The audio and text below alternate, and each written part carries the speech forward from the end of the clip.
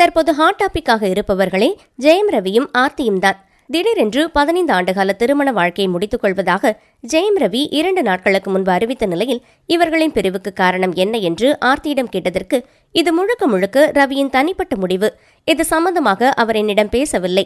நான் பலமுறை அவரிடம் பேச முயற்சித்தும் எனக்கு ஒரு வாய்ப்பு கூட கொடுக்காமல் விவாகரத்து முடிவெடுத்து விட்டார். நானும் என் 2 பிள்ளைகளும் என்ன செய்வதென்று தெரியாமல் தவித்துக் கொண்டிருக்கிறோம். வீண் வதந்திகளை பரப்ப வேண்டாம். ஒரு தாயாக என்னுடைய கடமையை, என்னுடைய 2 குழந்தைகளையும் நன்றாக வளர்க்க வேண்டும். அபாண்டமாக என் மீது வீண்பழியை போடாதீர்கள்.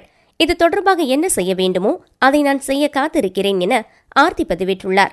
இவர்களின் இந்த முடிவு ரசிகர்களுக்கு மட்டுமல்ல, பல திரைப்பிரபலங்களுக்கும் அதிர்ச்சி அளித்திருக்கிறது.